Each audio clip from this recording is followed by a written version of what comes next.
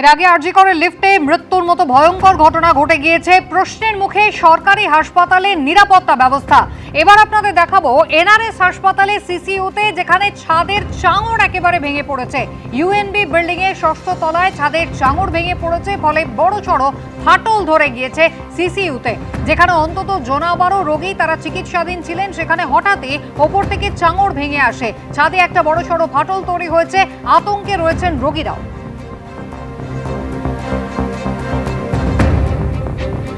সরাসরি আপনাদের নিয়ে যাব, আমাদের প্রতিনিধি সন্দীপ সরকার রয়েছেন আমাদের সঙ্গে। সন্দীপ, এখনো গত মাসে সেই ঘটনার যে আতঙ্কের পরিস্থিতি তৈরি হচ্ছিল আরজি কর মেডিকেল কলেজে, একটা নয় মাত্র 72 ঘন্টার ব্যবধানে দুটো প্রাণহানির মতো ঘটনা।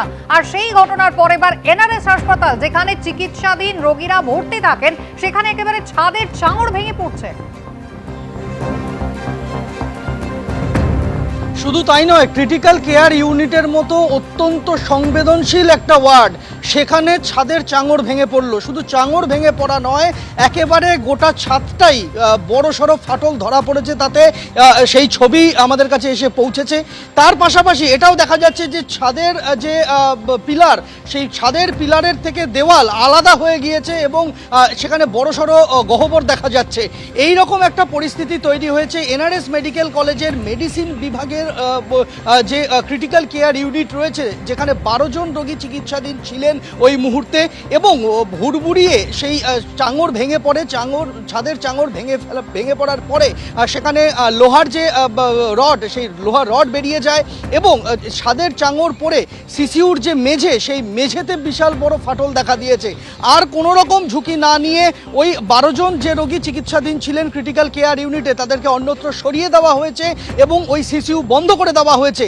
তড়িঘড়ি মেডিসিন এবং অ্যানাস্থেশিয়া বিভাগের প্রধান তারা হাসপাতাল কর্তৃপক্ষকে বিষয়টি জানান।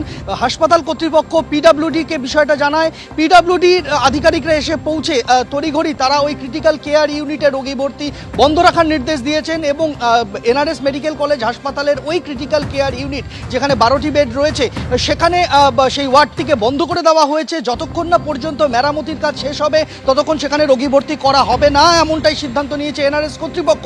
আর সিসিউতে যে 12টি বেড রয়েছে, সেখান থেকে রোগীদের অন্যত্র সরিয়ে ফেলার ফলে সিসিউ বেড সংখ্যা কমে দাঁড়িয়েছে এই মুহূর্তে 5-এ, অর্থাৎ 7টি বেড কমাতে বাধ্য হয়েছে এনআরএস কর্তৃপক্ষ।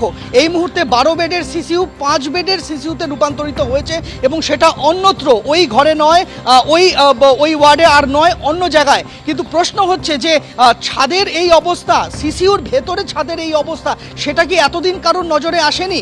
যেটা হাসপাতাল সূত্রে খবর, ছাদের নিচে ফলস সিলিং থাকায় এত বড়সড় ফাটল হয়েছে, ছাদের জরাজীর্ণ অবস্থায়, এটা নাকি কারোর নজরে আসেনি। চাঙড় ভেঙে পড়তেই ফলস সিলিং সরে গিয়েছে এবং তখন দেখা যাচ্ছে যে শুধু চাঙড় ভেঙে পড়েনি, ছাদের মধ্যে বড়সড় ফাটলও দেখা দিয়েছে এবং পিলারের থেকে দেওয়াল আলাদা হয়ে গিয়েছে। এটাও নাকি ওই সেখানে ফলস সিলিং থাকায় কারোর নজরে আসেনি বিষয়টা। আর এখানে প্রশ্ন উঠছে যে তাহলে কোথায় রোগী নিরাপত্তা? আরজি কর কাণ্ডের পর তড়িঘড়ি সমস্ত সরকারি মেডিকেল কলেজ, হাসপাতাল এবং অন্যান্য সরকারি হাসপাতালের আধিকারিকদের সঙ্গে একাধিক বৈঠক করেছেন স্বাস্থ্যকর্তারা। রোগী নিরাপত্তাকে সুনিশ্চিত করা, লিফটের বিষয়টা, সব বিষয় নিয়ে চর্চা হয়েছিল। কিন্তু তার মাঝখানে এই বজ্র আটুনির মাঝে ফসকা গেরো হিসাবে যে বিল্ডিংটাই জরাজীর্ণ অবস্থায় দাঁড়িয়ে রয়েছে, এটা কারোর নজরে এলো না কেন?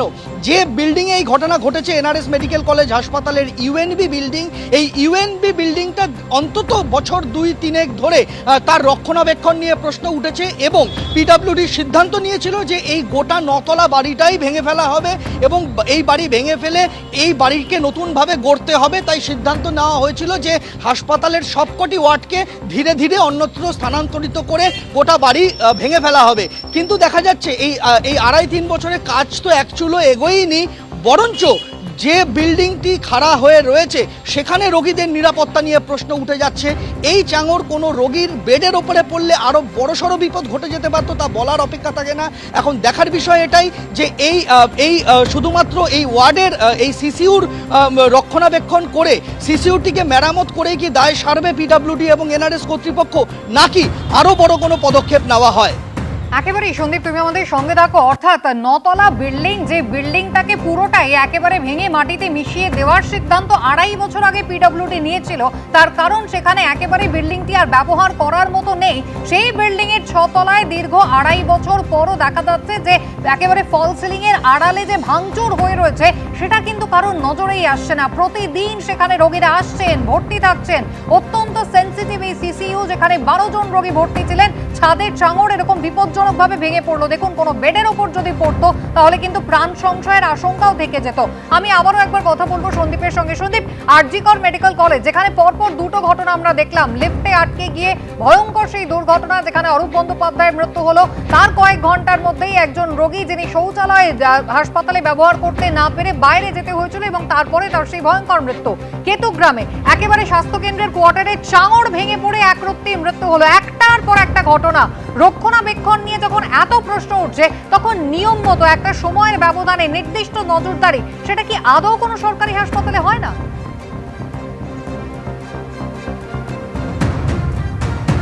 তো এই প্রশ্নগুলো ওঠা স্বাভাবিক। তার কারণ হচ্ছে যে এইভাবে সিসিউর মধ্যে যদি চাঙড় ভেঙে পড়ে, এবং শুধু চাঙড় ভেঙে পড়া নয়, ছাদ যদি কলমের থেকে আলাদা হয়ে যায়, তার মতো সেই ঘটনা যে একদিনে ঘটেনি এটা তো স্পষ্ট।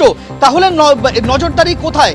হাসপাতালের ওই ওয়ার্ডের অ্যানাস্থেশিয়া এবং মেডিসিন বিভাগের অন্তর্গত এই ক্রিটিক্যাল কেয়ার ইউনিট, সেখানকার চিকিৎসকেরা একযোগে হাসপাতাল কর্তৃপক্ষকে লিখিতভাবে জানিয়েছেন যে এই ওয়ার্ডে কাজ করা এই মুহূর্তে সম্ভব নয়। স্বাস্থ্যকর্মী, রোগী এবং ডাক্তার সকলের নিরাপত্তা এই মুহূর্তে প্রশ্নের মুখে। তাই দ্রুত মেরামত করতে হবে, এবং যতক্ষণ না পর্যন্ত সেই মেরামতের কাজ শেষ হচ্ছে ততক্ষণ পর্যন্ত রোগী ভর্তি এবং রোগীর চিকিৎসা তারা ক্রিটিক্যাল কেয়ার ইউনিটে ওই ঘরে আর করতে পারবেন না। তারা রোগী ভর্তি বন্ধ রাখছেন। তারা সিদ্ধান্ত নিয়ে হাসপাতাল কর্তৃপক্ষকে জানিয়েছেন, এবং তারপরে আমরা দেখতে পেয়েছি যে হাসপাতাল কর্তৃপক্ষ পিডব্লিউডির সাথে কথা বলেন, এবং পিডব্লিউডি সিদ্ধান্ত নিয়েছে যে তারা যতক্ষণ না রক্ষণাবেক্ষণের কাজ শেষ হচ্ছে ততক্ষণ পর্যন্ত তারা ওখানে রোগী ভর্তি রাখার অনুমতি দিচ্ছেন না। কিন্তু প্রশ্ন হচ্ছে যে এতগুলো ঘটনা ঘটে যাওয়ার পরে কেন আরো বড় বিপদ ঘটে যেতে পারতো? আমরা যেটা দেখতে পাচ্ছি যে জায়গাতে চাঙড়টা ভেঙে পড়েছে সেখানেই অক্সিজেনের লাইন রয়েছে। অক্সিজেনের লাইন থাকার অর্থ হচ্ছে যে ওখানেই বেড ছিল, কিন্তু সেই মুহূর্তে ওখানে কোনো রোগীর ক্ষতি হয়নি এমনটা দাবি করছেন হাসপাতাল কর্তৃপক্ষ। অ্যাকচুয়াল এদিক থেকে ওদিক হলেই কিন্তু সেই চাঙড় রোগীর মাথায় ভেঙে পড়তে পারতো, কিংবা হাসপাতালে অন ডিউটি কোনো স্বাস্থ্যকর্মী ডাক্তারকে আহত হতে হতো।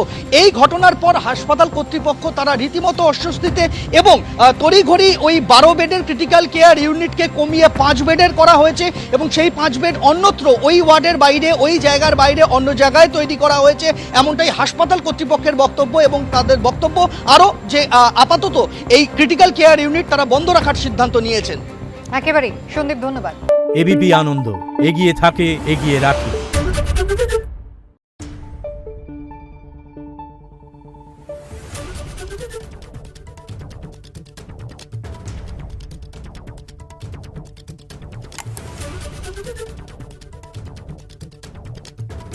Thank you.